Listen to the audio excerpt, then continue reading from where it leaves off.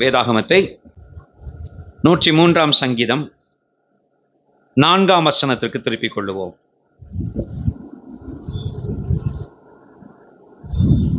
உன் பிராணனை அழிவுக்கு விலக்கி மீட்டு உன்னை கிருபையினாலும் இரக்கங்களினாலும் முடிசூட்டி. போதும்.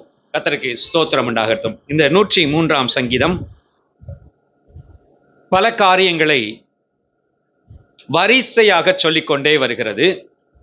அதில் ஒரு குறிப்பிட்ட காரியத்தில் மாத்திரம் இன்றைக்கு நான் உங்களோடு நேரம் செலவிட இந்த வசனத்தை இன்றைக்கு நாம் முக்கியத்துவப்படுத்தி தியானம் செய்ய கர்த்தர் நமக்கு உதவி செய்யட்டும். உன் பிராணனை அழிவுக்கு விலக்கி மீட்டு உன்னை கிருபையினாலும் இரக்கங்களினாலும் முடிசூட்டினார். எனக்கு இந்த வார்த்தை ஒரு 2 வாரத்துக்கு முன்னால வாசிக்கும் போது ஸ்டக் ஆயிடுச்சு. உன்னை கிருபையினாலும் இரக்கங்களினாலும் முடிசூட்டினார். தேவன் தமது கிருபையை மனிதருக்கு அளிக்கிறார், அருளி செய்கிறார். இந்த தேவ கிருபை, அருளி செய்யப்படுகிற தேவ கிருபை என்பது அது ஏதோ ஒரு விதமாய் மனிதருக்கு கொடுக்கப்படுகிறது, ஏனோ தானோ என்கிற நிலைமையில் கொடுக்கப்படுகிறது. சில நேரம் கவனிச்சீங்கன்னா நமக்கு ஃப்ரீயா கொடுக்குறாங்க அப்படின்னா அதை ஒரு மாதிரி ஃப்ரீயா கொடுக்கறத ஒரு மாதிரி கொடுப்பாங்க. கவனிச்சிருக்கீங்களா? இந்த கிருபை இலவசமானது. அதற்காக இந்த கிருபையை இலவசமானதொன்றை கொடுப்பது போல தூக்கி எறியவில்லை கர்த்தர். வசனம் ரொம்ப ரொம்ப நேர்த்தியா அந்த வார்த்தையை சொல்லி இருக்குது. உனக்கு கிருபை கொடுக்கிறார் என்கிறதுக்கு பதிலாக உன்னை கிருபையினால் முடிசூட்டுகிறார். He crowns with mercy and compassion. கிருபையினால் முடிசூட்டுகிறார். அல்லேலூயா, அல்லேலூயா. எனக்கு அது வாசிக்கும் போது அவ்வளவு எக்ஸைட்மெண்ட் இருக்கு, எனக்கு அவ்வளவு சந்தோஷம் அதுல தெரியுது. அவர் ஏதோ வந்து அப்படி கிருபை அதுவே தகுதி பார்க்காம கொடுக்கிறது, இலவசமா கொடுக்கிறது, பிடிச்சிட்டு போ அப்படி இல்லை. அந்த கிருபையால முடிசூட்டி அழகு பார்க்கிறார். அவர் கொடுக்கிறதையும் மிகவும் ஹானரபிளா, கனத்திற்குரியதா, ரெஸ்பெக்ட்ஃபுல்லா கர்த்தர் நமக்கு அதை கொடுக்கிற மாதிரி அந்த வார்த்தை சொல்லுகிறார். ஆம் பிரியமானவர்களே, கொடுக்கப்படுகிற அந்த தேவ கிருபையை ஆண்டவர் முடிசூட்டி நமக்கு கொடுக்கிறார்.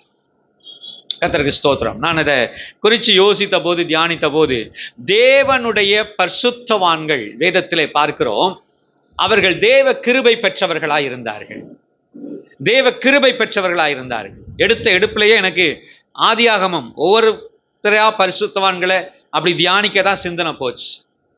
அதனால அந்த ஆர்டர்லயே இன்னைக்கு ஆரம்பத்தில் தோன்றின எல்லார் மேலும் கிருபை, தாவீதுக்கு அருளின மகா கிருபை என்று வேதம் சொல்கிறது. எல்லார் மேலும் கிருபையை விளக்க மாட்டேன் என்று சொல்லுகிறார். தீர்க்கதரிசிகள் மேல கிருபையை பற்றி பேசுகிறார். மலைகள் விலகினாலும் பர்வதம் நிலை பெயர்ந்தாலும் என் கிருபை உன்னை விட்டு விலகாதிருக்கும் என்று சொல்லி இஸ்ரவேல் ஜனத்தை குறித்து சொல்லுகிறார். எல்லாருக்கும் கிருபை. ஆனால் ஆதியாகமத்திலிருந்து பரிசுத்தவான்களை தியானிச்சு பார்ப்பீங்கன்னா நோவாவை குறித்து வசனம் சொல்கிறது. நோவாவுக்கோ கர்த்தருடைய கண்களில் கிருபை கிடைத்தது. He found favor of God in the eyes of God, or favor in the eyes of God. தேவனுடைய கண்களில் அவன் கிருபை பெற்றுக்கொண்டான். தமிழ் வேதாகமத்தின் அந்த மொழிபெயர்ப்பு ரொம்ப சிறப்பா இருக்கு. கிருபையை பெற்றுக்கொண்டான், கர்த்தருடைய கண்களில் கிருபையை பெற்றுக்கொண்டான். கிருபை பெற்ற மனிதன் எப்படி இருப்பான்? கிருபையை பெற்றுக்கொண்ட மனிதனுடைய சிறப்பு என்ன? கிருபையை பெற்றுக்கொண்ட மனிதனுடைய வித்தியாசம் என்ன? அது நோவாவிலிருந்து துவங்குகிறது. தியானிப்போமா? நோவாவினுடைய வாழ்க்கையை வாசியுங்களேன். ஆதியாகமத்தின் புத்தகம் 6ஆம் அதிகாரம் 8ஆம் வசனம். நோவாவுக்கோ கர்த்தருடைய கண்களில் கிருபை கிடைத்தது. அந்த வசனம் துவங்குறதே நமக்கு ஒரு எக்ஸ்ட்ரா செய்தியை கொடுக்குது. நோவாவுக்கு கர்த்தருடைய கண்களில் கிருபை கிடைத்தது என்று சொல்லவில்லை. அந்த வசனம் எப்படி துவங்குது? நோவாவுக்கோ நோவாவுக்கோ ப்ராபப்ளி ஆங்கிலத்தில் but Noah found grace and in the eyes of God. தேவனுடைய கண்களில் நோவாவுக்கோ கிருபை கிடைத்தது. அப்படின்னா மத்த யாருக்கும்? அல்லது இன்னொரு கிருபை கிடைக்காத ஒரு கோஷ்டி இருக்குது, பெருங்கூட்டமான ஜனங்கள் இருக்கிறது. நல்ல கவனிச்சீங்கன்னா, நோவாவின் நாட்களில் நோவாவை தவிர உலகத்தில் மற்ற எந்த மனுஷரும் கிருபைக்கு பாத்திரவான்களாயில்லை. இந்த கிருபையே தகுதி இல்லாம கொடுக்கப்படுறது இல்லாதவர்களுக்கு.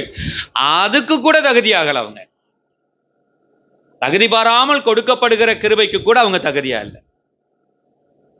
அவங்களுடைய வாழ்க்கை மகா முரட்டாட்டமாயிருந்தது. ஆகவே அந்த தகுதியின்மையை அவர்கள் பெற்றிருந்தார்கள். என கேட்கிற தேவனுடைய பிள்ளைகளே, நோவாவின் நாட்கள் அது ஒரு மிக மிக எச்சரிப்பின் நாட்கள், மிக மிக எச்சரிப்பின் நாட்கள். ஆண்டவர் தெளிவா இந்த அழிவை முன்னுரைத்திருந்தார். திடீரென்று வரவில்லை. அப்படி ஆண்டவர் திடுதிப்புன்னு உலகத்தை அழிச்சிருவேன் அப்படி சொன்னார்னா எப்படி இருக்கும்? இல்லை. நோவாவுடைய அழிவு சிம்பிளா பார்த்தீங்கன்னு சொன்னா, அந்த நோவா நாட்களில் உள்ள அந்த ஜலப்பிரளயம், அதன் நிமித்தம் வருகிற அழிவு அப்படின்னு சொல்றது சுமார் 600 வருஷத்துக்கு முன்னால ஜனங்களுக்கு சொல்லப்பட்டது. ஒரு அப்ராக்சிமேட்டா ஒரு கணக்கு போட்டோம்னா 600 வருஷத்துக்கு முன்னால, நோவா பிறக்கிறதுக்கு முன்னால அவர் மெத்துசலா என்று சொல்லுகிற மனுஷன் 369 வயசு இருக்கும்போது நோவா பிறக்கிறார். 369 வயசு இருக்கும்போது நோவா பிறக்கிறாரு. இந்த நோவா 600 வயதாகும் போது இந்த மெத்துசலா மரிக்கிறார். என்ன நோவாவுக்கும் மெத்துசலாவுக்கும் இந்த ஜலப்பிரளயத்துக்கும் என்ன தொடர்பு இருக்கு? மெத்துசலா என்றால் இவன் மரிக்கும் போது இது சம்பவிக்கும் என்கிற பெயர், அர்த்தமுடைய பெயர் மெத்துசலாவின் பெயர். மெத்துசலா என்றால் இவன் மரிக்கும் போது இது சம்பவிக்கும். ஒரு அழிவு, ஒரு முழு உலகத்தையும் பாதிக்கக்கூடிய ஒரு சம்பவம் என்பது இந்த மெத்துசலாவினுடைய பிறப்பில் சொல்லப்பட்டிருக்கிறது. அப்படி சொன்னா 969 வயசு வரை அவர் இருந்தார். அவர் தான் அதிக வயது இருந்தவர். 969 வயசு. இன்னும் கொஞ்சம் மட்டும் ட்ரை பண்ணியிருந்தாருன்னா எவ்வளவு போட்டிருந்திருக்கலாம்? ஒரு மில்லேனியம், 1000 வருஷம் போட்டிருந்திருக்கலாம். செஞ்சுரி போட்டுடலான்னு சொல்லுவாங்க. அவர் 1000 வருஷமே போட்டிருந்திருக்கலாம். அதுக்கு தேவ திட்டம். இந்த மெத்துசலா, இது என்ன பேர் ஆண்டவர் இப்படி சொல்லியிருக்கிறாரு? இவன் மரிக்கும் போது சம்பவிக்கும் நினைச்சிட்டே வர்றாங்க. எப்ப மரிப்பானோ அப்ப பார்த்துக்கிடலாம், என்ன சம்பவிக்குதோ அப்ப பார்த்துக்கலாம் என்று நினைக்கிறவர்களுக்கு இவர் 369 வயசு இருக்கும்போது நோவா என்கிற மனுஷன் பிறக்கிறார். நோவா பிறக்கிறான். என்ன அதற்குள்ள தொடர்புன்னு சொன்னா, இந்த மெத்துசலா மரிக்கும் போது ஒரு பெரிய ஜலப்பிரளயத்தின் அழிவு முழு உலகத்தையும் அழிக்கும். இப்ப பிறந்த அந்த நோவா ஒருத்தனை மாத்திரம் விட்டுட்டு, ஹல்லேலூயா, எல்லா பூமியின் மனிதர்களும் அழிக்கப்படுவார்கள். இந்த ஒரு குடும்பம் மாத்திரம் காக்கப்பட்டு எல்லா பூமியின் மனிதர்களும் அழிக்கப்படுவார்கள். அதான் தேவ செய்தி. திடீரென்று சடுதியாய் கொடுக்கப்பட்ட செய்தி அல்ல தேவ பிள்ளைகளே. நோவாவை பொறுத்த வகையிலே அவருடைய பிறக்கும் போதே அந்த செய்தி சொல்லப்பட்டிருக்கிற ஒரு காலத்தில் பிறந்திருந்தார். பிறக்கும் போதே அவருடைய அந்த செய்தி, இவன் மரிக்கும் போது சம்பவிக்கும் ஒரு பெரிய சேதம், ஒரு பெரிய அழிவு மனுக்குலத்தில் சம்பவிக்கும். நோவாவுக்கு நிறைய சிறப்பு இருக்கு. எப்படி இவர் ஒரு ஆதாம போல ஒரு வகையில, ஏன்னா ஆதாமுடைய அந்த அந்த இரத்தத்திலிருந்து தான், அவர்களிருந்து தான் முழு உலகமும் ஜனங்களும் எல்லா நபர்களும் வந்தாங்க இல்லையா? அதே மாதிரிதான் இந்த நோவாவும். இவர் ஒரு ஆதாமுக்கு அடுத்த 2ஆம் ஆதாம் மாதிரி தெரிவார். சரிங்களா? இவரிலிருந்து தான் அதுக்கப்புறம் பூமியில் இருக்கிற எல்லாரும் எப்படி பார்த்தாலும் நோவா வம்சமாக தான் இருக்கும். நோவாவின் ரத்தமாகத்தான், டிஎன்ஏவாக தான் இருக்கும். மற்ற எல்லாரும் அழிக்கப்பட்டு போனாங்க. நோவாவின் குடும்பம் மாத்திரம்தான் தப்பிச்சிச்சு. கர்த்தருக்கு ஸ்தோத்திரம் உண்டாகட்டும். அழிவு அங்க வாக்கு பண்ணப்பட்டிருக்கிறது, கிருபை காக்கப்படல். இந்த 3 பகுதி அங்க இருக்கு. வாக்கு பண்ணப்பட்ட, முன்னுரைக்கப்பட்ட அழிவு, அதுக்கப்புறம் ஒரே ஒரு குடும்பம் மாத்திரம் காக்கப்படுகிறது. இது எப்படி காக்கப்பட்டார்கள்னா, இது ரெண்டுக்கு இடையில, அழிவுக்கும் காக்கப்படுதலுக்கும் இடையில தேவ கிருபை. அல்லேலூயா. எந்த மனுஷன்லாம் வாழ்க்கையில இந்த ஃபார்முலா வருதோ அந்த மனுஷன் வாழ்க்கையெல்லாம் இந்த ரிசல்ட் கிடைக்கும். எது? அழிவுக்கு மத்தியில இருந்தாலும், தீங்குக்கு மத்தியில குடியிருந்தாலும் காக்கப்படுதல் நடக்கும். அல்லேலூயா. லோத்தினுடைய சம்பவத்தில் வாசித்து பாருங்க, வீட்டுல போய் இந்த சம்பவம் இருக்கும். சோதோமாகிய அழிவுக்கு மத்தியிலே குடியிருக்கிறான், ஆனால் லோத்து காக்கப்பட்டான். காக்கப்பட்ட லோத்து மிக தெளிவாக, அதிக நேரம் இல்லாதனால அந்த வசனங்களை எடுத்து சொல்ல முடியல. நீங்க வாசித்து பார்த்தீங்கன்னா தெரியும். என்ன தப்புவிக்க என் மேல் பாராட்டின உமது கிருபை பெரியதுன்னு லோத்து சொல்லிட்டே போறார். அந்த மலைக்கு ஓடி போயிடுறேன்னு சொல்லி, அந்த ஊர் தூரம், இந்த மலைக்கு ஓடி போயிடுறேன்னு சொல்ற இடத்துல இதையே கர்த்தர்ட்ட சொல்ற, ஆண்டவரே நீர் காண்பிச்ச கிருபை பெரியது, என்னை தப்புவிக்க காப்பாத்த நீர் காண்பிச்ச கிருபை பெரியது. அதாவது என்னன்னா, அழிவு காக்கப்படுகிறார்கள், இதுக்கு இடையில கிருபை இருக்கணும். கிருபை உண்டானால் காக்கப்படுதல் நிச்சயம். முழு உலகத்துக்கும் கூறி சொல்லுங்கள், கிருபை வேண்டும், தேவ கிருபை வேண்டும். தேவ கிருபைதான் ஒரு மனிதனை தீங்கிலிருந்து தப்புவிக்கிறது. வேதம் தெளிவாய் சொல்கிறது, கிருபையினாலே ரட்சிக்கப்பட்டீர்கள், கிருபையினாலே மீட்கப்பட்டோம், கிருபையினாலே அழிவுக்கு தப்புவிக்கப்பட்டோம். இல்லைன்னா நமக்குள் இருந்த பாவம் அழிவுக்கு நேரே நடத்தக்கூடியது, பாவம் நரகத்துக்கு நேரே நடத்தக்கூடியது. பாவத்தின் சம்பளம் மரணம். ஆனால் தேவனுடைய கிருபை அங்க தலையிடும் போது அங்க நித்திய ஜீவன். ஹல்லேலூயா. தேவனுடைய கிருபை வரமோ கர்த்தராகிய இயேசு கிறிஸ்துவினால் உண்டாகும் நித்திய ஜீவன். ஆம் பிரியமானவர்களே, ஆண்டவர் நமக்கு இன்னைக்கு இந்த கிருபைக்குள் மறைந்து கொள்ளுது. இயேசு கிறிஸ்துவனா அவருடைய கிருபையினுடைய இன்னொரு பெயர். அவர்தான் கிருபையே வடிவானவர். அவர் அருளி செய்த ஆவி கிருபையின் ஆவி. அவர் செலுத்தின பலி கிருபாதார பலி. அவர் கிருபையே அடையாளமாய், கிருபையே ரூபமாய் கொண்டவர். தேவ கிருபை இறங்கி வந்தது. கிருபையும் சத்தியமும் ஒன்றை ஒன்று சந்தித்தது என்று பழைய ஏற்பாட்டில் வாசிக்கிறோம். இயேசு கிறிஸ்துவில் தான் கிருபையும் சத்தியமும் இந்த மனுஷனை சந்திக்கிறது, மனுக்குலத்தை சந்திக்கிறது.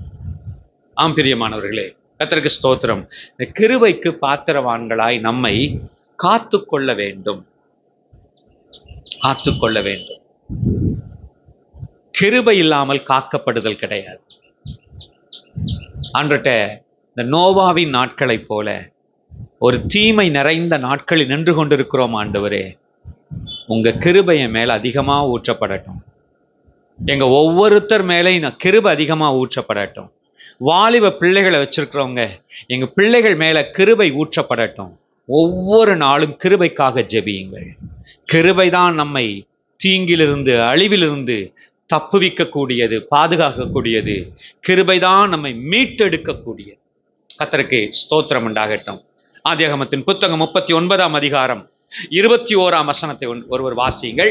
ஆதியாகமம் 39:21. கர்த்தரோ யோசேப்போடே இருந்து அவன் மேல் கிருபை வைத்து சிறைச்சாலை தலைவனுடைய தயவு அவனுக்கு கிடைக்கும்படி செய்தார். சிறைச்சாலைக்காரனுடைய தயவு அவனுக்கு கிடைக்கும்படி செய்தார். இது செய்தது எது? தேவ கிருபை. தேவ கிருபை. இதை மாத்திரமில்ல, கர்த்தருடைய கண்களில் அவனுக்கு தயவு கிடைத்தது. அந்த கிருபை அவனை பெரியவனாக்கி கொண்டே போனது. அந்த கிருபை அவனை பெரியவனாக்கி கொண்டே போனது. நோவாவின் நாட்களில் கவனிக்கிறோம், சேவிங் ஃப்ரம் டெஸ்ட்ரக்ஷன், அழிவிலிருந்து பாதுகாக்கப்படுதல், மீட்டெடுக்கப்படுதல் என்கிறதை கிருபை செய்கிறது. அங்கே யோசேப்பின் நாட்களில் இந்த கிருபை என்ன செய்கிறது என்றால், appointing him as a leader in a negative situations. எதிர்மறையான சூழ்நிலைகளில் அவனை தலைவனாக ஏற்படுத்தி தூக்குகிறது, உயர்த்துகிறது இந்த தேவ கிருபை. எல்லாம் சாதகமான சூழ்நிலையில் இல்லை பிரியமானவர்களே. யோசேப்பு உயர்த்தப்பட்டது, நீங்க கவனிச்சு பாருங்க, எல்லா பக்கமும் நெகட்டிவ்ஸ், எல்லா பக்கமும் நெகட்டிவ்ஸ். பகைக்கிற சகோதரர்கள், இந்த பகைக்கிற சகோதரர்கள் நம்பி என்ன செய்யறாரு, இந்த சூழ்நிலை புரியாத அப்பா அனுப்பி விடுறாரு. போ போ போ, அவங்கள போய் விசாரிச்சுட்டு வா, அவங்கள போய் ஆகாரம் கொடுத்துட்டு வா, அவங்கள போய் பார்த்துட்டு வா. இந்த சூழல் புரியாத, இந்த பகை புரியாத அப்பா சொல்ல தட்ட முடியாது. இவர் போகிறார். அங்க போனா அன்னைமார் என்ன செய்யறாங்க, பிடிச்சு ஒரு குழியில போடுறாங்க. பியூரா இவனுக்கு தீமை செய்ய வேண்டும் என்கிற ஆபத்தை உண்டு பண்ணுகிற நோக்கம், இவனுக்கு பிராண சேதத்தை, உயிர் சேதத்தை ஏற்படுத்துகிற நோக்கம். இதை தாண்டி அங்க உங்களுக்கு நல்லா தெரியுன்றதுனால நான் வேகமா போறேன். அவர் உயிரே போன மாதிரி தான், அந்த அளவுக்கு மரணம் நிச்சயம் என்கிற நிலைமையில் அந்த குழிகளே அப்படிதான், மரண குழிகள் தான். ஒன்ஸ் உள்ள போனா திரும்பி வர முடியாது. நான் ஏற்கனவே அதை பற்றி உங்களுக்கு எக்ஸ்பிளைன் பண்ணியிருக்கேன். அந்த குழி இன்னொரு நபர் வெளியே இருந்து, மேலிருந்து உதவி செய்து தூக்கி காப்பாற்ற முடியவில்லை என்றால் அவர் வெளியே பிழைக்கவே முடியாது, தப்பிக்கவே முடியாது. அதுதான் இதில் உள்ள சிரமம். ஆகவே உயிர் பிழைக்க கடினமான, உயிர் பிழைக்க ஆபத்தான ஒரு குழியில் முடிந்து போனது என்கிற நிலைமையில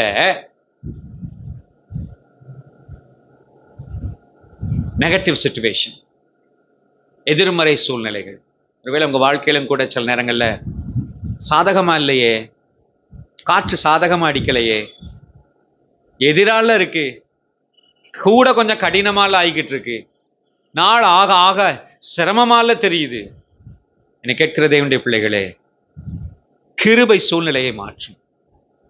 எதிர்மறையான காலங்களிலும் கூட, சூழ்நிலைகளிலும் கூட கிருபை மாத்திரம், தேவ கிருபை மாத்திரம் தேவன் நினைத்ததை, திட்டம் பண்ணினதை செய்து நிறைவேற்றும் வல்லமை கொண்டது. அல்லேலூயா, கர்த்தருக்கு ஸ்தோத்திரம். எதிர்மறை சூழ்நிலைகள்ல கிருபை மாத்திரம், நீங்க கிருபை பெற்றவங்களா இருப்பீங்கன்னா, உங்களை சுத்தி எதிர்மறை சூழ்நிலைகள்ல எல்லாரும் பாதிக்கப்பட்டுக்கிட்டு இருந்தாலும் நீங்க மாத்திரம் தப்பு வைக்கப்பட முடியும். அதுக்கு ரகசியம் எங்க இருக்குன்னா, கிருபை நிறைந்த பாத்திரங்களாய், கிருபை நிறைந்த தேவ பிள்ளைகளாய் நம்மை காத்துக்கொள்வது மாத்திரம்தான் அவசியம். கர்த்தருக்கு ஸ்தோத்திரம். கிருபைக்கு என்ன செய்யணும்? அவர் சமூகத்துக்கு போங்க. ஒவ்வொரு நாளும் அவர் சமூகத்துல, வேதம் தெளிவா சொல்லுது, அநேகருடைய ஸ்தோத்திர பலியினால என்ன செய்யுமா? கிருபை பெருகும். தெய்வ பிரசனத்துக்கு போய் அவர்கிட்ட விழுங்க. எல்லாத்துக்கும் உங்ககிட்ட தான் ஆண்டவரை தீர்வு, எல்லாத்துக்கும் பதில் உங்ககிட்ட தான். என்னை ஆசீர்வதிக்க கூடியவர்னா நீர் மாத்திரம்தான். எந்த மனுஷனுடைய வாக்குறுதியும் கிடையாது, எந்த மனுஷரும் கிடையாது. எத்தனை பேர் என் கூட நின்னாலும் என்ன உயர்த்திட முடியாது. உங்க கிருபை தான் என்னை உயர்த்தும். உமது சங்கீதக்காரன் சொல்ற, உமது காருண்யம் என்னை பெரியவனாக்கும், உமது காருண்யம் என்னை பெரியவனாக்கும். அந்த கிருபை, காருண்யம் நம்மை பெரியவர்களாக, மற்ற எதுவும் செய்ய முடியாது. இன்னைக்கு நிறைய நேரங்களில சம்பாதிக்க தேவையில்லாத நிறையவற்றை சம்பாதித்து வைத்திருக்கிறார். இன்றைக்குள்ள சூழ்நிலையில் இவைகள் உங்களுக்கு நன்மை பயந்து விடாது. இவைகளை மாத்திரம் சார்ந்து கிருபையை புறம் தள்ளி விடாதீர்கள். கிருபைக்கு தகுதியாயிருக்க நம்ம வாழ்வை காத்துக்கொள்ளுங்கள். நிறைய நேரங்கள்ல மக்கள் சொல்ற காரியத்தை கேட்டிருக்கேன், டைம் இல்லை. எதனால? இந்த அந்த அந்த அந்த சுற்றுச்சூழலை பெருக்கி வச்சுக்கிட்டதுனால நிறைய பேருக்கு டைம் இல்லை, நிறைய பேருக்கு டைம் இல்லை. உங்க சுற்றுச்சூழல் எப்படி இருக்குன்றது உங்க கூட கொஞ்ச நேரம் இருந்தா தெரியும். உங்க கூட நான் மற்றவங்களோட போகும்போது நான் கவனிச்சு பார்ப்பேன், எத்தனை அழைப்புகள் வருது, உங்க சுற்றுச்சூழல், உங்களுடைய தொழில் சார்ந்த, உங்களுடைய பழக்க வழக்கம் சார்ந்த நிறைய காரியங்கள் நிச்சயமா தேவை. அதுல எந்த பிரச்சனையும் கிடையாது. ஆனால் எவ்வளவுக்கு பெருகி இருக்குதோ அவ்வளவுக்கு உங்க நேரத்தை எடுத்துரும். இந்த ஒரு காரியம் கர்த்தருக்கு கொடுக்கிறதுக்கு, எனக்கு எப்ப பார்த்தாலும் இதே தான் சிந்தனை. கர்த்தருக்கு கொடுக்கத்தக்க நம்முடைய நேரத்தை வேறு எதுவும் கை வைக்கக்கூடாது. ஒரு ஃப்ரெண்டு பேசினேன்னு சொல்லி 1 மணி நேரம் எடுக்கக்கூடாது. உங்களை சிருஷ்டித்த தேவனோடு தொடர்பில் இருங்கள். சிருஷ்டித்த தேவனோடு தொடர்பில், அவரோடு அதிக நேரம் செலவிடத்தக்க, அவருடைய வார்த்தையில் அதிக நேரம் செலவிடத்தக்க சமயத்தை உருவாக்கி வைத்துக் கொள்ளுங்கள். இந்த வேற நண்பர்கள், உறவினர்கள், அயலகத்தார் என்கிற நிலைமையில் அவர்களுக்கு உரிய நேரம் கொடுக்கப்படட்டும். அதை தாண்டிய அனாவசிய உங்கள் நேரங்கள் களவாடப்படுகிறதற்கு இடம் கொடாதிருங்கள். கர்த்தருக்கு ஸ்தோத்திரம் உண்டாகட்டும். இந்த சூழ்நிலை நெகட்டிவா தான் போயிட்டே இருந்துச்சு. நம்ம நிறைய நேரம் இதை தான் யோசிக்கிறோம். எனக்கு கொஞ்சம் சூழ்நிலை சரியில்லை, சாதகமா இருந்தா சரி. நம்முடைய ஆண்டவர் பாதகமான நேரத்திலையும் அவர் தமது சித்தத்தை செய்து நிறைவேற்ற வல்லமை உள்ளவர். இதை செய்வது தேவ கிருபை. இந்த கிருபையை சம்பாதிக்க நம்ம ஜாக்கிரதையா இருக்கணும். தீமைக்கு மேல தீமையா போய்கிட்டே இருக்கு. கொஞ்ச நேரம் கழிச்சு கயறு வந்துச்சு. இப்ப குழியில கிடக்குறாரு. கொஞ்ச நேரம் கழிச்சு கயறு வந்துச்சு. கயரை பிடிச்சு வெளியே வந்துட்டாரு. ஏதோ நல்லது நடக்கிற மாதிரி தெரியுதே. யோசேப்பு வாழ்க்கையில நல்லதா அவரா பேசிக்கிற. வெளியே வந்து பார்த்தா அது அதை விட பயங்கர தீமை. அது அதை விட ஒரு அடிமையா இன்னொரு மனுஷன் மத்தியில ஒரு சுயாதீனமான ஒரு ஆபிரகாமின் சந்ததியான் விற்கப்பட்டு போறதுக்கு பதிலா குழிக்குள்ளே இருந்திருக்கலாம். குழிக்குள்ளேயே 10 நாள் 15 நாள் பசியில கடந்த அங்கே மரித்து போயிருக்கலாம். இப்போ ஒன்றும் செய்ய முடியாது. அதை விட மோசமான அடிமைய மாதிரி கையில செயின் கட்டி, காலில் செயின் கட்டி, ஆட்டோடை மாட்டோடையும் சேர்த்து வச்சிருப்பாங்க. கற்பனை பண்ண முடியுதா? இப்படிப்பட்ட யோசேப்பு வீட்டில் அவ்வளவு செல்வந்தனா, அவ்வளவு மதிப்பு மிக்கவனா, ஒரு சீமானா இருக்கக்கூடிய ஒரு குடும்பத்தில் வாழ்ந்த யோசேப்பு கண் எதிரே சகோதரர்கள் ஒப்பு கொடுத்துட்டாங்க. கண் எதிரே காசை கொடுத்து முடிச்சா முடிஞ்சிச்சு. அடுத்து அவர் வாங்கப்பட்ட அடிமை மிருகத்துக்கு சமானம். கையை கட்டி காலை கட்டி செயின் கட்டி ஆட்டோட மாட்டோடையும் வண்டியில ஏற்றி விட்டுட்டாங்க. யோசேப்பு நினைச்சாரு இதுக்கு குழியிலே இருந்திருக்கலாம். Negative situation. சரி, எல்லாம் ஒரு சின்ன சின்ன பிரேக் பாருங்க. அங்க வந்த உடனே விலைக்கு வாங்கினதுல போத்திபார் கண்ணில் பட்டாரு. விலைக்கு வாங்கிட்டாரு. போத்திபார் வீட்டில் கொஞ்ச நாள் நல்லா போய்கிட்டு இருக்குது. எல்லாம் ஸ்மூத்தா இருந்த மாதிரி இருக்குது. ஆஹா பரவாயில்லையே, தேறிட்டம் போலையே அப்படின்னு பார்த்தா திரும்ப என்ன செய்யுது? சிறைச்சாலைக்கு கொண்டு வர்ற மாதிரி அங்கே தீமை சூழ்ச்சி செய்யப்படுது. அதை தீங்கு சூழ்ந்து கொண்டது. ஜெயிலுக்கு போயாச்சு. இப்ப நம்ம வாஸ்தவம்ல கிருபை கிடைச்சது. ஜெயில் என்கிற இந்த தீமையான தண்டனையின் இடத்துல தான், நெகட்டிவ் உச்சக்கட்டத்துல தான் இவர் போயிருந்தது. அரசியல் கைதிகள் உள்ளதான வெளியே வர வாய்ப்பில்லாத சிறைச்சாலை. வெளியே வர வாய்ப்பில்லாத சிறைச்சாலை. போத்திபார் தன்னுடைய அதிகாரத்தை பயன்படுத்தி அதைத்தான் செய்திருந்தான். அவனுக்கு தெரியும் உண்மை என்னவென்று. ஆனால் அவன் இன்னொரு பக்கத்தில் அவனுடைய மனைவி அங்க சேஃப்கார்ட் பண்றதுக்காக அவன் என்ன செய்தான்? இனி யோசேப்பு வெளியே வரக்கூடாது, இனி யோசேப்பால எந்த பிரச்சனையும் வெளியே வரக்கூடாது என்பதற்காக வெளிவர முடியாத நிலைமையில் உள்ள அந்த இதுல சிறைச்சாலையில வச்சிருக்கான். முடிஞ்சிச்சு. மறுபடி எதிர்காலம் சூன்யமாயிட்டு. ஆனால் வசனம் சொல்லுது அங்கதான் கிருபை சந்திக்கும். ஹல்லேலூயா. ஏன்னா கிருபைக்கு பாத்திரவானா இருக்கிறான் இந்த மனுஷன். தேவனுக்கு பயந்து வாழ்கிற பரிசுத்த வாழ்வை செய்கிற மனுஷனா இருக்கிறான். கிருபைக்கு பாத்திரவானா இருக்கிறவனை எங்கேனாலும் கிருபை தேடி வரும். தேவ தயவு, தேவ பிரசனம் தேடி வரும். தேவனுடைய வார்த்தை அவனுக்கு கடந்து வரும். கர்த்தருக்கு ஸ்தோத்திரம். இன்னொரு நம்ம பவுல் ஐயா, அப்போஸ்தலர் பவுல் ஐயா என்ன செஞ்சாரு? சிறைச்சாலைய என்ன செஞ்சிட்டாரு? ஆராதனை கூடமா மாத்திட்டாரு. அங்க மாத்தி சிறைச்சாலை அமைதியா வேதனையோட கூக்குரலோடையும் முனங்களோடையும் இருக்கக்கூடிய அப்படிப்பட்ட இடத்த ஆரவாரம் மிக்க இடமா மாத்திட்டார். கட்டுக்களை ஆசீர்வாதமா மாத்திக்கிட்டு இருக்கார். அதை எக்ஸ்ட்ரா ஒரு சில் நாய்ஸுக்கு அங்கே பண்ணிக்கிட்டு இருக்கார், யூஸ் பண்ணிக்கிட்டு இருக்கார். என்னை கேட்கிற தேவனுடைய பிள்ளைகளே, கர்த்தருக்கு ஸ்தோத்திரம். நம்ம யோசித்து பாருங்க. நான் அதிகமா அந்த மாதிரி உள்ள பிரச்சனையவே யோசிச்சு யோசிச்சு யோசிச்சு இவ்வளவு சைஸ் கட்டுனா அதை இவ்வளவு சைஸ் கட்டா நம்மளே ஆக்கிடுறது.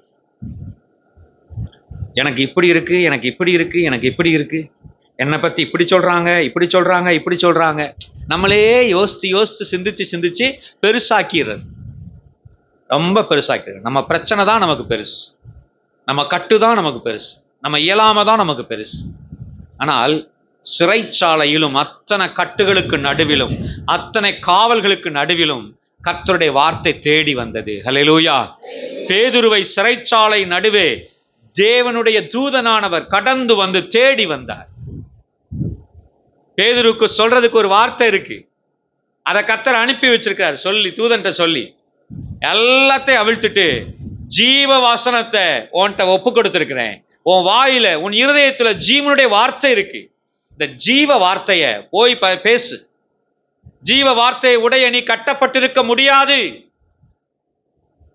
அப்போஸ்தலனாகிய பேதுருவே, நீ ஜீவனுடைய வார்த்தையை வைத்திருக்கிறவன், தேவனுடைய வார்த்தையை பேசுகிறவன், தேவ செய்தியை இருதயத்தில் வைத்திருக்கிறவன், நீ கட்டப்பட்டிருக்க முடியாது. அத்தனை செய்கிறார். நீங்க ஒருவேளை அப்படி கிராஸ் பண்ணி போயிட்டு இருந்தீங்கன்னா, right now I am feeling like in a prison or a prisoner, அப்படி உணர்வீங்கன்னு சொன்னா, ஒரு சிறைச்சாலையில் இருக்கிறவனை போல, சிறைச்சாலை அனுபவத்தில் கட்டப்பட்டவனை போல இருக்கிற ஒரு நிலைமை இருக்குன்னு சொன்னா, கர்த்தருக்கு ஸ்தோத்திரம். உலகமே 4 சுவர் சுத்தி இருக்கு, எதுவுமே தெரிய மாட்டேங்குது. என் வியாதி மட்டும்தான் தெரியுது, அதை எட்டி பார்க்க முடியல. என் பண கஷ்டம் மட்டும்தான் இருக்கு, அதை தாண்டி எதையுமே தெரிய மாட்டேங்குது. சிறைச்சாலையில் இருக்கிறீங்கன்னு நினைக்கிறீங்களா? கிருபை மாத்திரம் இந்த சிறைச்சாலையின் கதவுகளை உடைத்து போட முடியும். கிருபை மாத்திரம் உங்கள் கட்டுக்களை தெரிக்கப்பட்டு பண்ணி உங்களை விடுதலையாக்க முடியும். கிருபை மாத்திரம் செய்ய முடியும். கர்த்தருக்கு ஸ்தோத்திரம். சிறைச்சாலையில் தேவனுடைய கிருபை யோசேப்புக்கு கிடைத்தது. நடந்தது என்ன தெரியுமா? திடீர்னு ஒரு அரசாங்க தூதன் ஒருவன் வருகிறான், ஆர்டரோட வேக வேகமா வழி விடுறாங்க. சிறைச்சாலை தலைவன் வேகமா வந்து யோசேப்பு இருந்த ரூமை காட்டி நிக்கிறான். திறந்து விடுறாங்க, தர சீக்கிரம் தர, ஏன்னா ராஜ கட்டளை, அவசரம். இந்த யோசேப்பை கூட்டிட்டு வரணும். யோசேப்பு கண்டிஷன் எப்படி இருந்திருப்பார் தெரியுமா? ரொம்ப பரிதாபமா இருந்திருப்பார். அவர் ட்ரெஸ்ஸு, அவர் சவரம் பண்ணியிருக்கிறது, பண்ணாம இருந்த நிலைமை படு பயங்கரமா இருந்திருக்கு. வந்தாங்க, சீக்கிரமா ரெடி பண்ணாங்க எல்லாத்தையும். ராஜாக்கு முன்னால போய் நிக்க, இந்த ஆள் தானா? ஜெயிலர் கேட்கிறாரு, நல்லா தெரியுமா இவர் தானா? ஆமா இவர் தான். கொண்டு போகணும். ஒரே நிமிஷத்துல சிறைச்சாலையிலிருந்து சிங்காசனத்திற்கு. ஹல்லேலூயா. கர்த்தருக்கு ஸ்தோத்திரம். சிறைச்சாலையில் கட்டப்படுதலிலிருந்து அங்கே உயர்வுக்கு, ராஜாவுக்கு ஈடான ஸ்தானத்தில் உயர்த்தப்பட்டு வைத்திருக்கிறார். இது இந்த செய்தி எப்ப வரும்லாம் தெரியாது, காத்திருங்க. கிருபைக்கு பாத்திரவான்களா இருக்கிறவங்கன்னா, கிருபை நிரப்பப்பட்ட பாத்திரங்கள்னு சொன்னா உங்களுக்கான மேன்மைக்கான உயர்வு எப்ப வரும்னு தெரியாது. காத்திருங்கள். எந்த நிமிஷமும் வரலாம். ஆராதனை முடிஞ்சு வீட்டுக்கு போறதுக்குள்ள வரலாம். ஸ்தோத்திரம். உங்களுக்கென்று வைத்து வைக்கப்பட்ட மேன்மை, உங்களுக்கென்று வைத்து வைக்கப்பட்ட உயர்வு, உங்களுக்கென்று அடிக்கப்பட்ட ஆர்டர். அல்லேலூயா. ஆமா, கர்த்தரை விசுவாசிங்க. கிருபை பெற்றவர்களுக்கு நெகட்டிவ் சிச்சுவேஷனுக்கு மத்தியில, எதிர்மறை சூழ்நிலைகளுக்கு மத்தியில கர்த்தரால் வருகிற மேன்மை வரும். யோசேப்பை அப்படிப்பட்ட ஒரு உதாரணமாய் நீங்க கவனித்து பாருங்கள். இதே ஆர்டர்ல அடுத்து பார்க்கும்போது அடுத்து ஒரு பரிசுத்தவான், யாத்ராகமம் 33ஆம் அதிகாரம் 17ஆம் வசனம் வாசிங்களேன் ஒருவர். யாத்ராகமம் 33ஆம் அதிகாரம் 17ஆம் வசனம். அப்பொழுது கர்த்தர் மோசேயை நோக்கி, நீ சொன்ன இந்த வார்த்தையின்படியே செய்வேன். என் கண்களில் உனக்கு கிருபை கிடைத்தது, உன்னை பெயர் சொல்லி அழைத்து அறிந்திருக்கிறேன் என்றார். என் கண்களில் உனக்கு கிருபை கிடைத்தது. இந்த வசனத்தை நீங்க தேடி பார்த்தீங்கன்னா, என் கண்களில் உனக்கு கிருபை கிடைத்தது என்று சொன்னீரே ஆண்டவரேன்னு சொல்லி மோசே சொல்லியிருப்பார். நேரடியா இந்த சொல்லப்பட்டதா ரெக்கார்டா இருக்காது. ஆனா மோசே சொல்றாரு, என்ன என் கண்களில் உனக்கு கிருபை கிடைத்தது அப்படின்னு சொல்லி மோசே சொல்றாரு. சும்மா சொல்றாரோ அப்படின்னு பார்த்தா அடுத்த 2 வசனத்திலேயே ஆண்டவர் சொல்றாரு, என் கண்களில் உனக்கு கிருபை கிடைத்தது என்று நான் சொன்னேன். அது சரிதான், நீ சொன்னது. என் கண்களில் கிருபை பெற்றவன் நீ, என் கண்களில் கிருபை பெற்றவன் நீ. கொஞ்சம் யோசித்து பாருங்க. யோசேப்பை மீட்பனாய் இரட்சகனாய் கர்த்தர் தெரிந்து கொண்டார். அந்த நேரத்தில் கிட்டத்தட்ட 6 லட்சம் புருஷர்களுக்கு மத்தியில மோசேயை கர்த்தர் தலைவனாய் தெரிந்து கொள்கிறார். 6 லட்சம் மனுஷருக்கு மத்தியில ஆண்டவர் இந்த மோசேயை தனக்கான கிருபை பெற்ற மனுஷனாய் தெரிந்து கொள்கிறார். இந்த கிருபை பெற்ற மனுஷன் இவர் தேவ கிருபையை எதற்கென்று பயன்படுத்துகிறார் தெரியுமா? அழிவிலிருந்து காக்கப்பட நோவாவுக்கு கிருபை, யோசேப்புக்கு உயர்த்தப்பட, நெகட்டிவ் எதிர்மறை சூழ்நிலைகளில் இருந்து உயர்த்தப்பட, ராஜஸ்தானத்திற்கு உயர்த்தப்பட யோசேப்புக்கு கிருபை. ஆனால் மோசேக்கு எதற்கு கிருபை தெரியுமா? இந்த கிருபையினால் அவர் என்ன வேண்டிக் கொள்கிறார் தெரியுமா? நீர் என்னோடு இருக்க வேண்டும், நான் எங்க போனாலும், நான் எங்கே வந்தாலும். He earned the presence of God by the grace he was filled. அவன் நிரப்பப்பட்ட தேவ கிருபையினாலே தேவ பிரசன்னத்தை அவர் பெற்றுக்கொண்டார், வாஞ்சித்து கேட்டு பெற்றுக் கொள்கிறார். அன்பான தேவனுடைய பிள்ளைகளே, இந்த நாட்களில் நம்மேல் ஊற்றப்பட்ட தேவ கிருபையினால் நாம் பெற வேண்டிய மிக மிக பெரிய ஆசீர்வாதம், ஆண்டவரிடத்தில் கேட்க வேண்டிய மிக மிக பெரிய ஆசீர்வாதம், ஆண்டவரே எப்பொழுதும் நீர் என்னோடு இரும் ஆண்டவரே. என்னை உயர்த்தினா பத்தாது, என்னை பாதுகாத்தா பத்தாது, ஆண்டவரே எப்பொழுதும் நீர் என்னோடு இரும், என் சமூகம் உனக்கு முன்பாக செல்லும் என்று நீர் வாக்கு எனக்கு கொடுக்க வேண்டும். அப்படிப்பட்ட வாக்கு தத்தத்தை நான் பெற்றுக்கொள்ள வேண்டும். உமது சமூகம் எனக்கு முன்பாக இருக்க வேண்டும், இல்லைன்னா என்னை போக விடாதிரும் ஆண்டவரே. அப்படி நீர் இல்லாத, உமது சமூகம் இல்லாத கானான் தேசம் எனக்கு ஒண்ணு வேண்டாம். நல்லா கவனிங்க. இன்னைக்கு நாம இந்த உயர்வுன்றதை நினைச்சு ரொம்ப ஏமாந்து போயிடுறோம். உயர்வுகளை நினைச்சு நம்ம ரொம்ப வஞ்சிக்கப்பட்டு போயிடுறோம். நிறைய பேர் வழி விலகி போய் கிடக்குறாங்க. எதுன்னா, கர்த்தர் கொடுத்ததுதான், அவர் உயர்த்தினதுதான், அவர் கொடுத்த ஆசீர்வாதங்கள் தான். ஆனா அது பக்கமே ஃபுல்லும் சாஞ்சி ஏமாந்து போயிடுறாங்க. உண்மையில் எது தெரியுமா சரியான ஆசீர்வாதமா இருக்க முடியும்? உங்களுக்கு கொடுக்கப்பட்ட ஆசீர்வாதத்தோடு கூட கர்த்தரும் கூடயே இருக்கணும். ஹல்லேலூயா. ஆமா, கர்த்தரும் கூடயே இருக்கணும். அங்க தெளிவா மோசே சொல்லுகிறார், உமது சமூகம் எங்களோடு வரலைன்னா என்னங்க குறைச்சல்? இவங்களை என்ன இதுவரைக்கும் குறைச்சல் நடத்திட்டார் ஆண்டவர். அதுக்கப்புறமும் சொல்றார், என் தூதனை அனுப்புவேன், உனக்கு இதே மாதிரி மண்ணா டெய்லி கிடைக்கும், இதே மாதிரி பகலில் மேக ஸ்தம்பம், இரவில் அக்கினி ஸ்தம்பம் இருக்கும். இதுவரைக்கும் நடந்துகிட்டு இருக்க எந்த பாதுகாப்புலையும் பிரச்சனை இருக்காது. தண்ணீர் கிடைக்கும், டெய்லி நடக்கிற மாதிரியே அந்த டிஸ்டன்ஸ் கடந்து போயிடுவீங்க. குறிப்பிட்ட நேரத்தில் கானான் தேசம் போயிடுவீங்க, அந்த கானான் தேசத்தை கட்டி கொள்ளுவீங்க.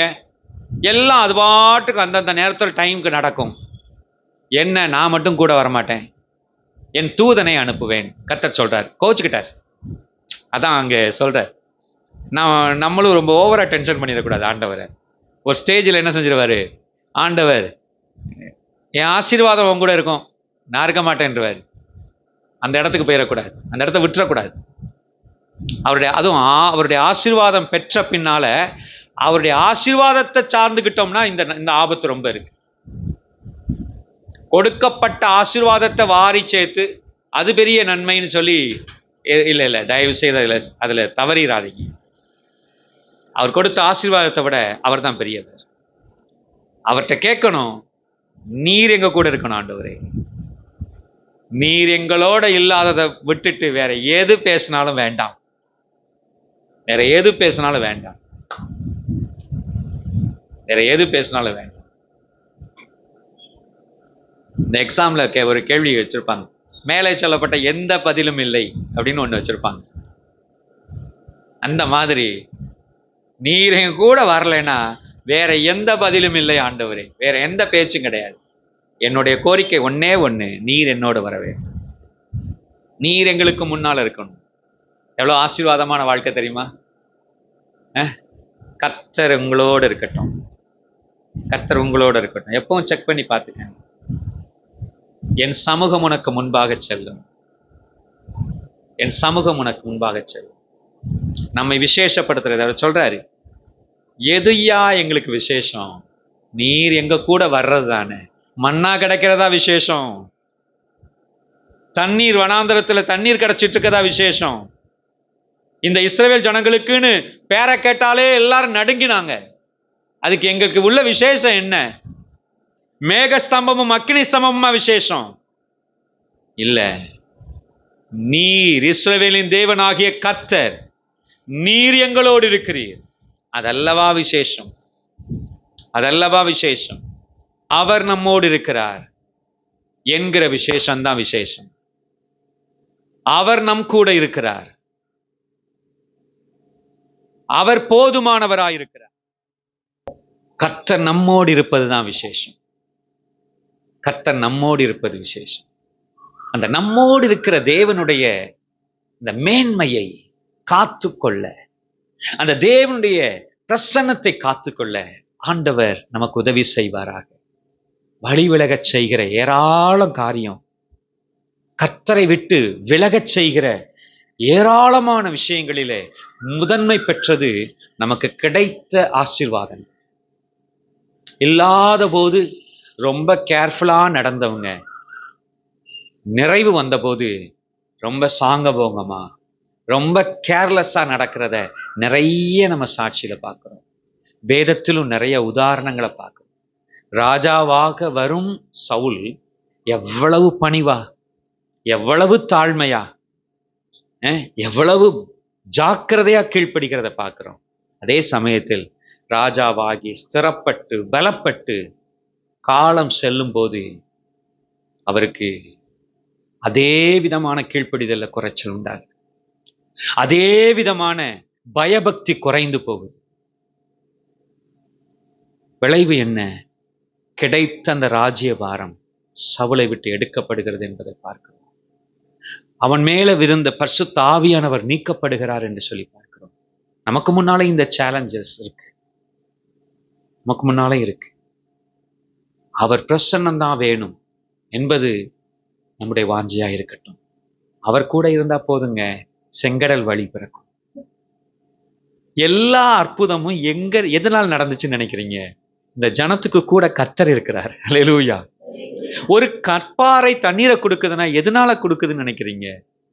மோசையுடைய பவருமா? ஒருவேளை நம்ம அப்படி நினைச்சுக்கிடலாம். ஆனால் உண்மையில அங்க அந்த ஜனம் தாகத்தோட நிக்கிற அந்த ஜனத்தோட கூட கர்த்தர் இருக்கிறார். இறங்க போற ஜனம், அந்த செங்கடலுக்குள்ள கால் வச்சு இறங்க போற ஜனம் கர்த்தரோட இருக்கிற ஜனம். கர்த்தர் அவங்க கூட நிக்கிறார். அவங்களுக்கு முன்னால வழி மறிச்சு நிக்க முடியாது. அங்க யோர்தானில இறங்கினது கர்த்தருடைய பெட்டியோடு அந்த ஜனங்கள் இறங்கினார்கள். வழி மறிச்சு நிக்க முடியாது யோர்தானால. கர்த்தர் கூட இருந்தா போதும், கர்த்தர் கூட இருந்தா போதும். அவருடைய பிரசன்னத்தோடு வாழ்கிற வாழ்க்கை. இன்னைக்கு நிக்கிற பாவம் நிறைஞ்சு நிக்கிற இந்த உலகத்தில், ததும்பி நின்றுகிட்டு இருக்க இந்த உலகத்தில் பரிசுத்த ஜீவியம் செய்து கடந்து போக வேண்டும் என்றால், ஆண்டவரே நீர் என்னோடு வாரும், உங்க பிரசன்னம் என் கூட இருக்கட்டும்னு சொல்லி ஆண்டவர்கிட்ட உங்க பிரசன்னம் வேணும், உங்க சமூகம் என் முன் செல்லணும் என்று சொல்கிற ஜெபம் எப்பொழுதும் நமக்குள் இருக்கட்டும். கர்த்தர் நமக்கு உதவி செய்வாராக. கடைசியா ஒரு பகுதியை வாசித்து நாம் முடிப்போம். லூக்கா சுவிசேஷம் 1ஆம் அதிகாரம் 28ஆம் வசனம் வாசியுங்களேன். லூக்கா சுவிசேஷம் 1ஆம் அதிகாரம் 28ஆம் வசனம். அவள் இருந்த வீட்டில் தேவதூதன் பிரவேசித்து, கிருபை பெற்றவளே வாழ்க, கர்த்தர் உன்னுடனே இருக்கிறார். கிருபை பெற்றவளே வாழ்க, கர்த்தர் உம்முடனே இருக்கிறார் என்று சொல்லப்பட்டதை பார்க்கிறோம். இங்கே மரியாள் இயேசுவின் தாயாராகிய மரியாள் அவர்களை குறித்து பார்க்கிறோம். ஆண்டவர் வார்த்தை சிம்பிளா சொல்லியிருக்குது, you are grace filled one. நீர் கிருபை நிறைந்தவள், கிருபை நிறைந்தவள். பெரிய குவாலிஃபிகேஷன்ஸ், பெரிய தகுதிகள் அங்க சொல்லப்படலை. இவ்வளோ பெரிய ஸ்லாக்கியம், ரட்சகரை இந்த உலகத்தில் பெற்றெடுக்கிற ஸ்லாக்கியம், இவ்வளோ பெரிய ஸ்லாக்கியம். இதற்கு அங்க சொல்லப்பட்ட தகுதி என்று சொல்லி பார்த்தால் கிருபை நிரம்பின பாத்திரம். அல்லேலூயா. ஆம். பெரிய தேவ திட்டம், அசாதாரணமான காரியங்கள். ஆனால் அதை செய்வதற்கு தேவையானது கிருபை மாத்திரம். அல்லேலூயா. பவுல் அப்போஸ்தலன் அடிக்கடி கிருபையை பற்றி அதிகமா பேசுவார். ஆண்டவர் சொன்னார்னு சொல்லுவார், என் கிருபை உனக்கு போதும். அவர் அந்த கிருபைக்கு ஈடாக வேறு எதையும் கவலைப்படல. தன் பலத்தை பத்தி கவலைப்படல, சரீர ஆரோக்கியத்தை பத்தி கவலைப்படல. அவருடைய மிக பிரம்மாண்டமாய் அவருடைய பெற்றோர்களால் சம்பாதித்து சேர்த்து வைக்கப்பட்ட, முன்னோர்களால் சேர்த்து வைக்கப்பட்ட சொத்துக்களை அவர் பெருசா இது பண்ணல. அவர் நினைக்கிறதெல்லாம், எதிர்பார்க்கிறதெல்லாம் கிருபை இருந்தா போதும், கிருபை இருந்தா போதும். நான் அல்ல, என்னில் இருக்கிற தேவ கிருபை எப்படி செய்கிறது. கிருபை கொப்பு கொடுக்கப்பட்ட வாழ்க்கை, அசாதாரணமான காரியத்தை செய்ய இன்றைக்கு நமக்கு தேவை கிருபை. கிருபையால் நிரப்பப்பட்டவர்களாயிருப்போம். இதுக்கு என்ன செய்யணும்? முதல்ல மறுபடி மெசேஜில் ஆரம்பத்தில் உள்ளதை கவனிச்சு பாருங்க. இதுக்கு என்ன செய்யணும்?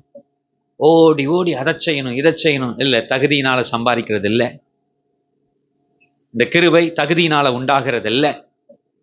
இந்த கிருபை என்பது, கர்த்தருக்கு ஸ்தோத்திரம் உண்டாகட்டும், நம்மை நாம் தாழ்த்தி தேவ பிரசன்னத்தில் காத்திருப்பதின் மூலம், தேவனுக்காக காத்திருப்பதின் மூலம், தேவனை துதித்து ஆராதிப்பதின் மூலம், அவரோடு இணைந்திருப்பதின் மூலம் உண்டாகிறது. பிரியமானவர்களே, இதற்கென்று எந்த தகுதியும் இல்லை, எதையும் செய்ய வேண்டியதில்லை. கர்த்தருக்கு ஸ்தோத்திரம். அவருக்கு முன்பாக நம்மை சுத்தவானாய், அவர் முன்பாக நம்மை தங்கி தரித்திருக்க செய்தால் போதும், அவரை எதிர்பார்த்திருந்தால் போதும். சங்கீதக்காரன் சொல்லுகிறார், நான் எதற்கு காத்திருக்கிறேன் ஆண்டவரே? உமக்குத்தான் காத்திருக்கிறேன். உம்மை அல்லாது வேற எந்த நோக்கமும் இல்லை. உம்மை அல்லாது அவர் அடிக்கடி சொல்ற பிரியமான காரியம், கர்த்தரை முன்பாக வைத்திருக்கிறேன். அவரை நான் பார்த்துக்கிட்டே இருக்கணும், அவரை பார்த்துக்கிட்டே இருக்கணும். ஆரம்பத்தில் ஸ்கூல்ல விட்ட பிள்ளைங்க ஞாபகம் இருக்கா? 1-2 பிள்ளைங்க கொஞ்ச நேரம் இருக்கணும்னு சொன்னா, கிளாஸ் போய் உட்காரணும்னு சொன்னா, அம்மா ஒரு மூலையில் நின்றுக்கிட்டே இருக்கணும். அங்க கிளாஸ் செட்டப்ல உட்காந்துட்டு ஒரு ஓரத்துல சில அம்மாமார்கள் இந்த ஸ்கூல்ல எல்லாம் நிற்பாங்க. அப்படி நான் நின்றுக்கிட்டு இருந்தாதான் இருக்கிறேன்றான். என்ன பண்ண, 10 நாளைக்கு ஒரு வாரத்துக்கு அப்படி நிற்க வேண்டியிருக்கு. அப்புறம் கொஞ்சம் நேரம் கழிச்சு அப்படியே விளையாட்டுன்னு அப்படி ஏதாவது வந்து இன்டர்வல் விட்டு அதில் அப்படியே கொஞ்சம் மறந்து இருந்தால் அப்படியே நைஸாக நழுவிடுவாங்க. பார்க்கும் 2 தடவை அம்மாவை காணோம், வழக்கம் போல் போயிட்டாங்க போல அப்படின்னு சொல்லிட்டு இப்படியே ஒரு வாரம் 10 நாள் பழகி, அதை போல நீங்க தாவீது சொல்லுகிறார், நான் எதற்கு காத்திருக்கிறான்? உமக்குத்தான். அடிக்கடி பார்த்துக்கிடுவார். இருக்கீங்களா? பக்கத்தில் இருக்கீங்களா? சில சமயம் எழுத்தாப்புல இருக்கணும், சில சமயம் பக்கத்தில் இருக்கணும், வலது பரசத்தில் இருக்கணும். அப்படி இருந்தாதான் ஆண்டவரே கொஞ்சம் நல்லா இருக்கு. அசைக்கப்பட மாட்டேங்கிறேன், எது வந்தாலும் சரி அசைவே வர மாட்டேங்குது. நீங்க கொஞ்சம் தூரத்தில் இருக்கிற மாதிரி தோணுச்சு, துதிக்கிறத விட்டுட்டேன், பாடுறதை விட்டுட்டேன், ஆராதிக்கிறத விட்டுட்டேன், ஜெபம் பண்றதை விட்டுட்டேன், உங்க பிரசனத்தை கொஞ்சம் மறந்துட்டேன், இங்க அங்க கண்ணை அலைய விட்டு மொட்டை மாடியில அங்க அங்க நின்று எதையாவது பார்த்து தொலைஞ்சிட்டேன், பிரசனம் இழந்துட்டேன்னா சின்ன சின்ன விஷயத்துக்கும் என்ன செய்யுது? ஆடி போயிருது ஆண்டவரே, இருதயம் அசைக்கப்பட்டு போயிடுறேன். அனுபவிச்ச தாவீது எப்பவும் கூட இருமாண்டவரே, எப்பவும் முன்னாலே இருமாண்டவரே, உங்கள் முற்புறத்திலும் பிற்புறத்திலும் என்னை நெருக்கி ஏவி கொண்டிருமாண்டவரே. அவரை மாறி தேவ பிரசன்னத்தை உணர்ந்து பாடி வச்சிருக்கிறது. ஏன்னா அதிகம் பட்டவர், கொஞ்சம் தேவ பிரசன்னத்தை இழந்தாலும் என்ன நடக்கும்ன்றது பார்த்தவர், இந்த பிரச்சனையின் ஆழத்தை சந்திச்சவர். கர்த்தருக்கு ஸ்தோத்திரம். காட்ஸ் பிரசன்ஸ், தேவ பிரசன்னம், அது நம்மை கிருபையினால் நிரப்பப்பட்டவர்களாய் காத்திருக்க வைக்கும், உங்களை பயன்படுத்தும். கண்களை மூடி ஆண்டவர் சமூகத்துல ஹல்லேலூயா. தேவ பிரசன்னம் நம்மை நிரப்பட்டும். தேவனே, உமது கிருபைக்கு காத்திருக்கிறேன். Praise the lord. ஹல்லேலூயா. நம்முடைய ஆலயத்தின் நடுவே உமது கிருபையை சிந்தித்துக் கொண்டிருப்பார்கள் என்று சொல்லப்பட்ட வார்த்தையின்படி இந்த ஆலயத்தில் தேவ கிருபையை சிந்திக்க கர்த்தர் இந்த நாளில் உதவி செய்திருக்கிறார். ஆண்டவரே, என்னை உம்முடைய கரத்தில் ஒப்புக் கொடுக்கிறேன். பெரிய பெரிய பரிசுத்தவான்களே நாங்கள் லிஸ்ட்டை தியானிச்சோம். ஆண்டவரே, எல்லாரையும் அவ்வளவு பெரியவங்கள் ஆக்கினது உங்க கிருபை தான்ப்பா. இப்பயும் ஒரு எளிமையான பாத்திரமா உங்க சமூகத்துல வந்திருக்கிறேன். உங்க கிருபையினால நிரப்பும் என்று சொல்லி உங்க கிருபைக்காக நிற்கிறேன். உங்க கிருபையினால் நிரப்பப்பட உங்க பிரசனத்தை தேடி வந்திருக்கிறேன். என்னை உடைய கிருபையால் நிரப்பும். இன்னைக்கு மாத்திரம் இல்லை, இந்த ஜெப நேரத்துல ஆராதனையில மாத்திரம் இல்லை, என் வாழ்க்கை எப்பொழுதும் கிருபையால் நிரப்பப்பட்ட வாழ்க்கையா இருக்கணும். கிருபையினால் நிரப்பப்பட்ட ஆண்டவரை ஒரு பாத்திரமாய் நான் இருக்க வேண்டும். கர்த்தர் எனக்கு உதவி செய்யும் என்று சொல்லி ஆண்டவருடைய சமூகத்திலே நம்மை ஒப்புக் கொடுப்போம். பரிசுத்தமும் கிருபையும் உள்ளவரே, ஆசீர்வதிக்கப்பட்ட இந்த நல்ல ஆராதனை வேளைக்காக நன்றி சொல்லுகிறோம். எங்களை தாழ்த்தி ஒப்புக் கொடுக்கிறோம். மகிமையின் சமூகம் எங்களை ஆண்டவரை சூழ்ந்து நடத்தட்டும். ஆண்டவரே ஸ்தோத்திரம். பரிசுத்தவானாகிய மோசே சொன்னது போல, என் சமூகம் உனக்கு முன்பாக செல்லும் ஆண்டவரே என்று நீர் வாக்குரைக்காவிட்டால் எங்களை இவ்விடத்திலிருந்து போகவட்டாதிரும் என்று சொல்லி கேட்டாரே, நாங்களும் கேட்கிறோம். என் சமூகம் உனக்கு முன்பாக செல்லும் என்று எங்களை நோக்கி சொல்லுங்கப்பா. எங்களை ஒவ்வொரு நாளும் வழி நடத்துங்க. இந்த ஆண்டவரே வனாந்திர யாத்திரையில் உங்க சமூகம் தான் எங்களுக்கு தேவை. ஆண்டவரே, உங்க பிரசன்னம் இருந்தால் போதும். ஆண்டவரே நன்றி இயேசு ராஜா. தொடர்ந்து உடைய ஆசீர்வாதத்தோட உடைய ஜனத்தை அனுப்பும். கன மகிமை துதி உமக்கே படைக்கிறோம். தூரத்திலும் சமீபத்திலும் இருக்கிற எங்களுக்கு அன்பான எல்லா தெய்வ பிள்ளைகளையும் நினைக்கிறோம். ஆசீர்வதியும் காத்துக்கொள்ளும். இயேசுவின் நாமத்தில் ஜெபிக்கிறோம் எங்கள் பிதாவே. என் ஆத்துமாவே கர்த்தரை ஸ்தோத்தரி, முழு உள்ளமே பரிசுநாமத்தை ஸ்தோத்தரி. என் ஆத்துமாவே கர்த்தரை ஸ்தோத்தரி, கர்த்தர் செய்த சகல உபகாரங்களை மறவாதே. நம்முடைய கர்த்தராகிய இயேசு கிறிஸ்துவின் கிருபையும் பிதாவாகிய தேவனுடைய அன்பும் பரிசுத்தாவின் ஐக்கியமும் சமாதானமும் காவலும் இன்றும் என்றும் சதா காலங்களிலும் நம் அனைவரோடும் கூட இருப்பதாக. அல்லேலூயா, அல்லேலூயா. கர்த்தர் உங்களை ஆசீர்வதிப்பார்.